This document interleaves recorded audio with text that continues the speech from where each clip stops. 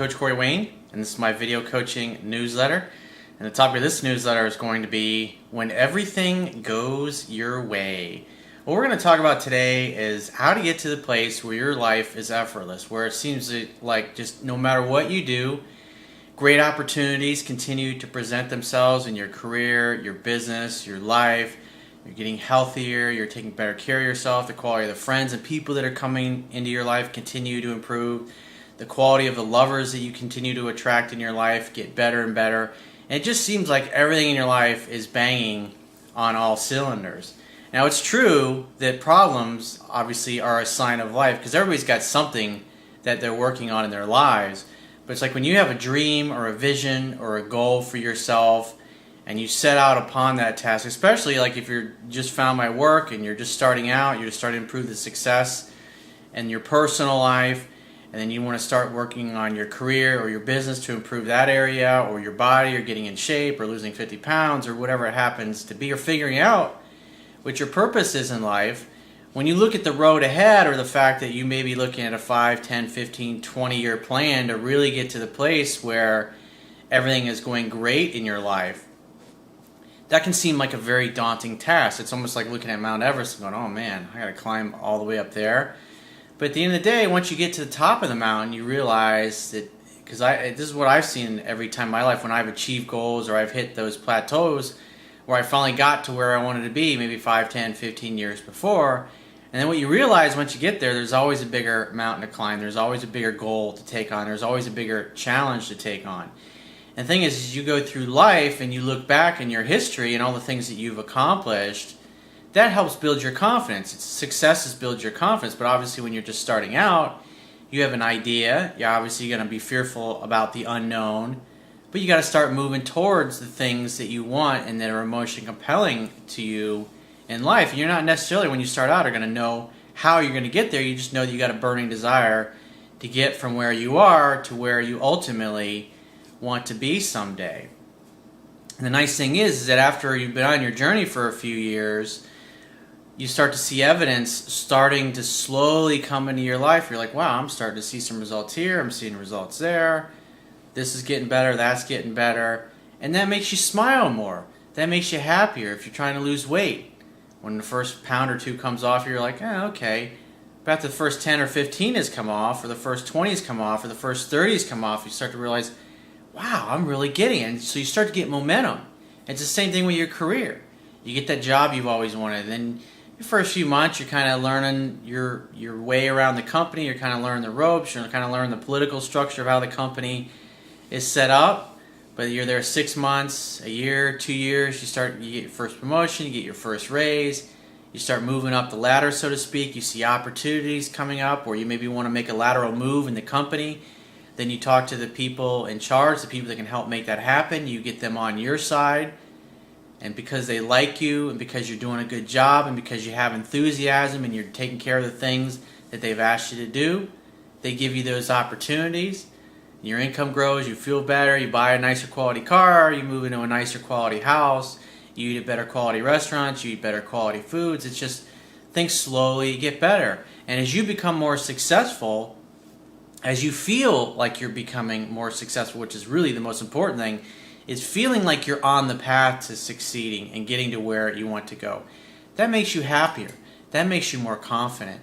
And the kind of people that you hang out with and that you associate with, the friendships that you have, the lovers that come into your life, the quality of them also gets better. And it becomes like a snowball. It's like once it starts rolling down the hill, it just gets bigger and bigger and bigger, and takes on more and more momentum, and it's harder and harder to stop or slow down. Now there's going to be challenges, things are going to happen in life. People that you love and you care about are going to suddenly pass away and disappear from your life, or changes in the market are going to happen and it forces you to go in a new direction, or your career to go in a new direction. And you have to become good at adapting to change. Because the one thing that's constant in life is that it's not going to stay the same. Life is always going to be changing, and it's always going to be evolving. And if you can get to a place in your life where you take those challenges in stride, life's going to be a lot easier. Like I was watching a broadcast of the news program 60 Minutes the other night, and they were doing a story on this kid. He was literally a high school kid. I think it was a high school freshman or a sophomore. And he had somebody that was close to him that died of pancreatic cancer. And so he went to the internet and started doing some research on it and found out that basically the reason why most people die from pancreatic cancer is that there was no test, an early warning test, if you will, that's able to determine when somebody actually has it. By the time somebody finds out they have it, the disease is already spread throughout their body, and they really, most of the time, their chances for survival aren't very good. So we started doing some research, reading scientific papers, and looking into, okay, well, what is it that it takes in order to figure this out?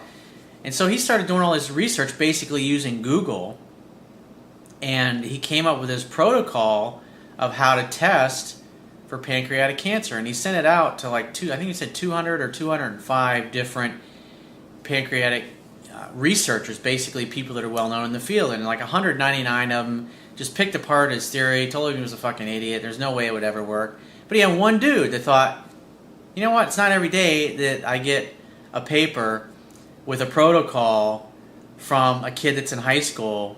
He's like, well, let's look into it.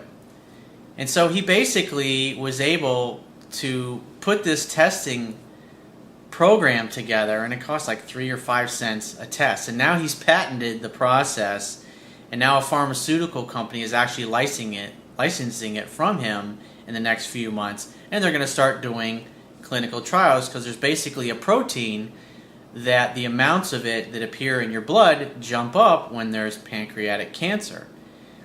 And so there's obviously been lots of things that they've tried in the past that haven't worked out, that initially looked really good, but so far what he's done, it actually works. And what's inspiring about this story is that this guy's just a kid. And he didn't know any better. He just knew he had a passion for it. He's always had a passion for science since he was a little kid. He's been doing scientific experiments. And so he didn't have tons and tons of failures that he went through in his life that's kind of beat him down. He just had this childish enthusiasm that he wanted to figure something out. And he kept studying, and he looked at the world in a different way. He looked at the problem in a different way than everybody else has. There's also another technology, same thing. Very interesting girl. She was like 20, 21 years old. She's in college. And she started thinking of ways that energy could be transmitted. And she thought, wouldn't it be great if we could charge our cell phones and our computers wirelessly just by going around, and they could pick up some kind of signal that would recharge the battery. And so same thing. She went to Google, started doing some research, and ended up settling on ultrasound waves. And what she came up with was a process to where ultrasonic waves, the same type of waves that are used when they're doing imaging of babies in the womb, the sonograms. So what she did was she created a process to where these ultrasonic waves that are a very high frequency are transmitted, and they're received by these crystals, and these crystals actually vibrate. When they vibrate, they create an electrical current. And the name of her company is called U-Beam. She did a TED talk recently, and so did this other kid. Now, I can't remember his name, but it was on 60 Minutes recently. But she's basically created this company, and she's got a bunch of funding, and in the next few years they're going to be coming out with these where, like, you go to a coffee shop and they'll have a U-beam transmitter plugged into the ceiling somewhere that beams these ultrasonic waves, and you'll be able to plug a wireless receiver into your laptop or your cell phone or whatever, and as you're sitting there you'll be able to charge your device and get enough power to use what you're actually working on there. So not only will you be able to run your device, but you'll be able to charge it while you're just sitting there hanging out. And so you think about maybe 10, 15, 20 years out from now, you look at car companies like Tesla. Can you imagine having these kind of transmitters all over the planet? To where, like, literally as you're driving your car, it's also charging it as well, because it receives these kind of signals. And so the possibilities are mind-boggling, and the chargers are only going to be like $19.95. I mean, they're really going to be inexpensive for cell phone chargers and laptop chargers to recharge the battery in your laptop. And it's just two young people looking at the world, looking at a really big problem in a different way, without any kind of fear or rules. Or it's like the kid that came up with the pancreatic cancer test. When he told his parents the idea that came up, they were like, oh yeah, whatever. Because they had there's people that are scientists and they work in universities and these expensive labs and there's millions and millions of dollars at stake. And how's our kid of ours going to come up with the idea in the basement? How is that possible? So even his own parents weren't very encouraging, but he had this enthusiasm. He had a burning desire to solve this problem. It's just something that he had a passion for. It's as simple as that. Just like the girl that came up with the U-beam technology. You can Google it. Google U-beam and do the research. Google her TED Talk. She's fucking fascinating. She's brilliant. She's a genius. Because she just looked at a problem and broke it down to its simplest parts and came up with a solution. And both this guy and this girl, both are going to become very wealthy because of just a simple way they looked at the world and looked at problems. And that's what being an alpha is.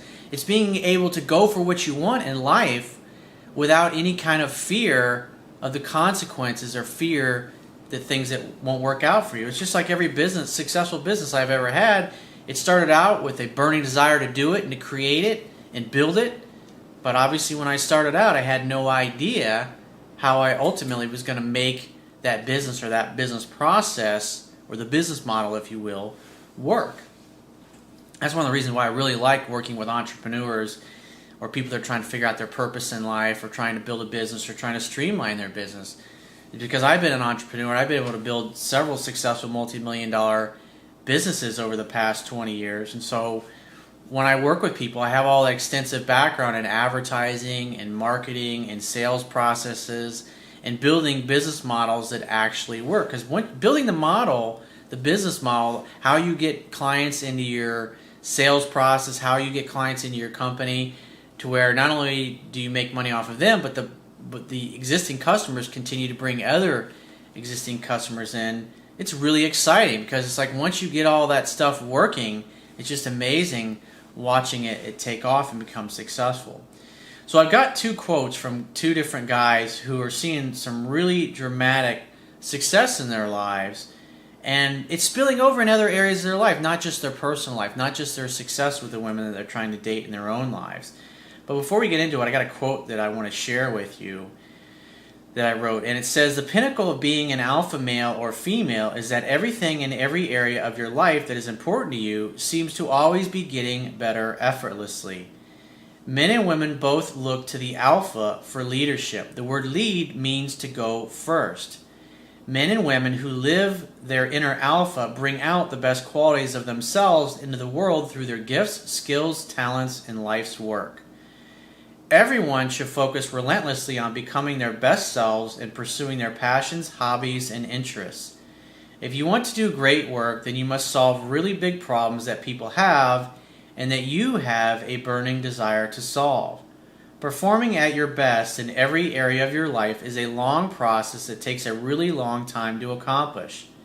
However, once you start to see results slowly over time, you will start to see more and more evidence that your dreams are slowly becoming a reality. When you see and believe in your own successes, so will others, and they will not be able to take their eyes off of you. That is when you truly have come alive. Every human being desires in their hearts to reach their full potential. It's the alphas that demonstrate what is truly possible so others may follow in their paths." It's just like what I was talking about. These two examples, both of these people had a burning desire to solve this problem. They had an enthusiasm. There weren't any doubts or fear that it wasn't going to work out in their mind. I mean, of course they had fears and doubts, but the bottom line is they pushed beyond their fears and they pushed beyond their doubts. It's like one of the things I learned from Tony Robbins a long time ago. Your comfort zone is where you're most uncomfortable. It's doing things and going off into the unknown and taking risks. And just having faith that your enthusiasm and the process of getting to where you want to go, you'll learn what you need to learn along the journey of your life in order to perfect your life or to perfect your business model or to perfect your career path that you happen to be on. But the key is you got to do something you love. You got to do something that you have a passion for, because if you don't have a passion for it, you're not going to be able to convince other people. And that's why I talk about it. It's so important. If you want to become more successful with members of the opposite sex, you have to be doing something with your life that you really love, that you really have a passion for, and that you feel is making a difference or potentially will make a major difference in people's lives down the road. Because it's your enthusiasm. And the word enthusiasm comes from Latin. I think it's in spiritu, in spirit, something like that.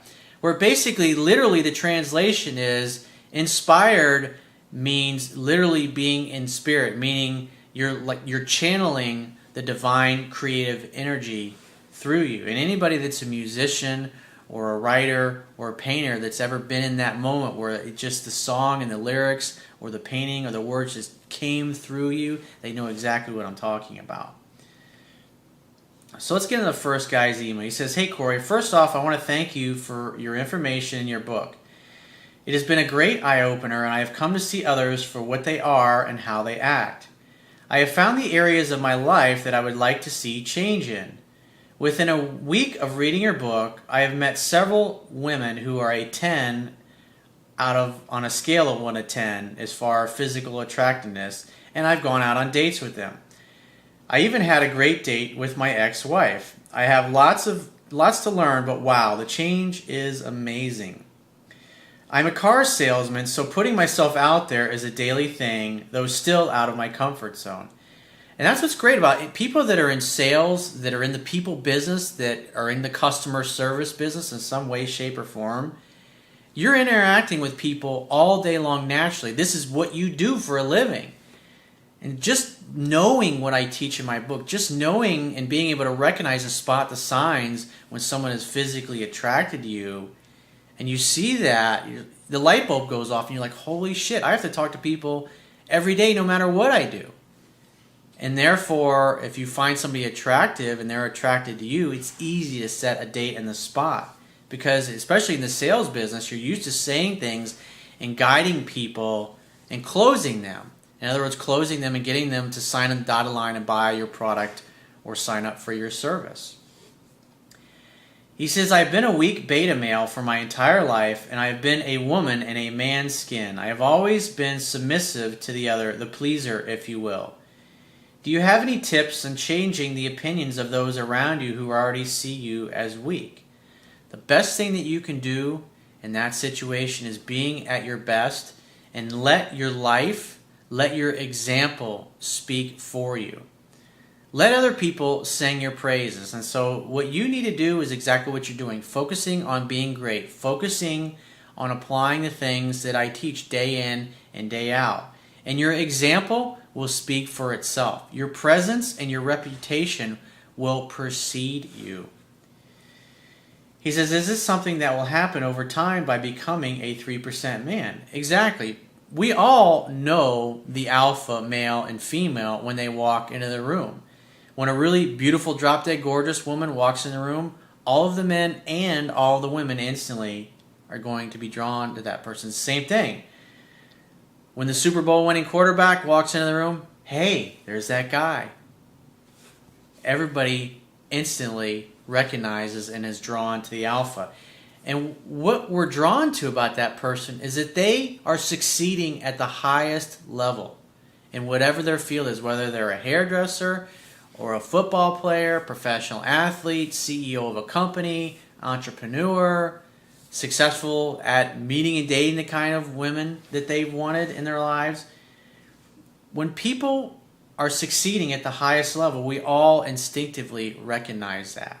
And the more successful you can become in every area of your life, other people are going to recognize that you're obviously successful at things that they dream about. And they're going to want to seek your counsel. They're going to want to sit down and listen to you and get advice from you and get your perspective on things so they can apply that in their own lives. He says, or are there things that I should do in the workplace to become the dominant figure? Just become great at being you. Become the best salesperson that you can become. Get to the place where all the clients that come in, it's all about creating rapport, getting them to like you, getting them to do 70 to 80% of the talking. If you're a car salesman, you're not there to sell a car. You're there to make a friend. Because everybody that walks into a car dealership, they're thinking, oh fuck, another fucking car salesman. It's like car salesmen have like a really shitty shitty reputation, just like attorneys tend to have a bad reputation. However, we all need to buy cars at some point in our life, so we're going to encounter car salespeople. And so if they encounter you and you're just sitting down shooting the shit with them, asking them where they grew up, where they went to school, what they do for a living, now you're no longer the car salesman. You're that person, their buddy, their best friend, and now they feel like they can trust you because instead of trying to sell them a car, you're just getting to know them. And after somebody spends 10, 15, 20 minutes telling you their whole life story and what they're all about, you're not the car salesman anymore. You're a friend. And if you're a friend, they're automatically going to trust you and they're going to like you. And so therefore, when they start asking you about the car that you want to sell them, they're looking at you from the perspective of the friend. The friend that's giving them good, useful advice and is looking out for them. And therefore, if they like you and they trust you, it's pretty easy to get them to buy from you because they came into the dealership because they want to buy a car in the first place. He says, I'm starting to get compliments from my coworkers on how I look, and they are starting to come to me for things to be in my space. What can I do to get more of this? Keep doing what you're doing, dude. You're on the right path. You got it, man. You got this. He says, it feels fantastic. Thank you for everything. Well, good job, man. This is what being a leader is all about. The word lead, it means to go first, just like I shared with you in the quote. And that's what you're doing. You're being great at what you do, and therefore everybody else is starting to notice it, and therefore they're just naturally drawn to you. And when customers come walking in the door and they look and they see 3 or 4 sales guys standing around, they're going to look right at you and they're going to make a beeline for you. Why? Because you're the dominant one. Just by your presence, by the way you stand, the way you carry yourself, with your chest being out, your head being back, your arms down at your side, a smile on your face, good, strong alpha eye contact. You look very friendly, you look very inviting, and you walk right over, hey, how you guys doing? What are y'all up to today? Are you looking for a car? No, you're, what are y'all up to today? How you guys doing? Oh, we're just looking at cars. Oh, cool. Well, I love cars. Where are you guys from? Start asking them questions. It's really simple when you do it from that perspective. They literally will sell you on why you should sell them a car. So let's get into the second email. This guy says, Dear Coach, I'd like to personally thank you for the book you published. It really works. I had a woman that just wanted to be friends, and I couldn't blame her. I was weak and acting like a puss. I hadn't got your book yet, LOL, but I finally got your book about 3 months ago. I read it, and it has good personal references, so I told the woman I could not be her friend. I wanted to go on romantic dates with her, and I wasn't interested in being friends, and that was that. Last month, she called me, LOL. I had to turn her down because I'm going out with a better class of women. Lots of women. I didn't have the time, and I didn't want to lead her on.